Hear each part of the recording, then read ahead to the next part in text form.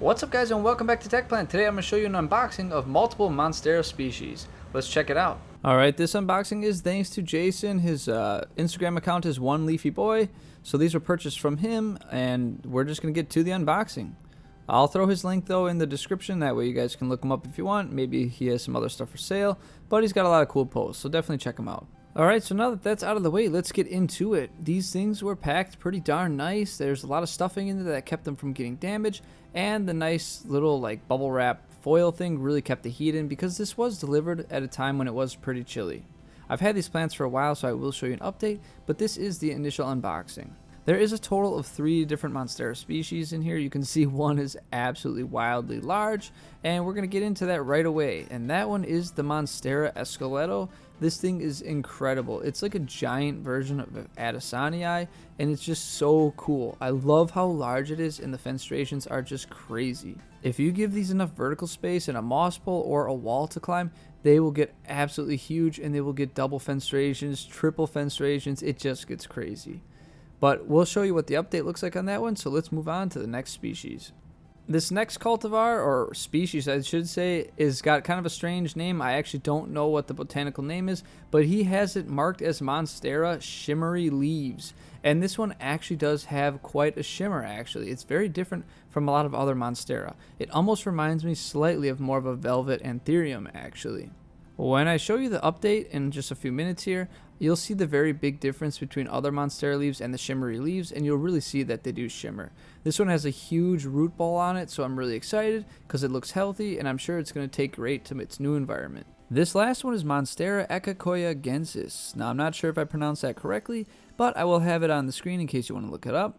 This one will look similar to the other two as it matures, but right now they're just 2 small nodes, so we'll see as time goes on. Lucky for me, they're all super healthy and they have really good root structure, so I'm not really worried about these acclimating much at all. I mean, they still will because I believe these are grown in Texas, which is quite different from my cold, dark, crappy basement. So they'll take a little bit of getting used to, but I think they'll do just fine. So I'm going to pot these up right away in some aeroid mix. It's more of a sphagnum moss, horticultural charcoal, perlite, some of the pine bark, and just whatever else I want to toss in there. Like in most of my videos, I do have an update already just in this video so we can see how they're doing months later. The original footage is from October of 2021, and here this new stuff is from March of 2022. So quite a lot of time has passed by, so let's check out the progress and the growth. The first one we're going to start off with is the Monstera Escaletto, and you can see it does have a whole second leaf, although the leaf is slightly smaller than the original one.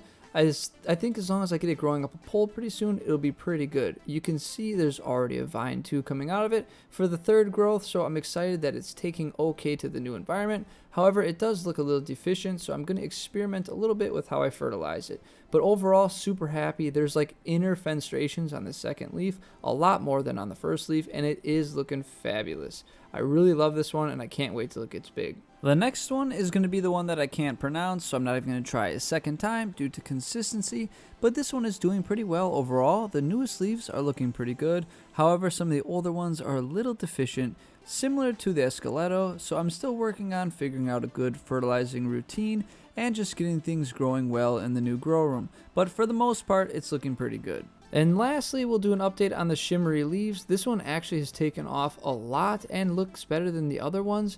I actually took a pretty large cutting from this one initially to ship off to Danilo, and overall it's really come back well. I mean, there are a lot of leaves on there. And now, like I said earlier, I really want to show you that shimmery effect. Hopefully it comes through on the camera.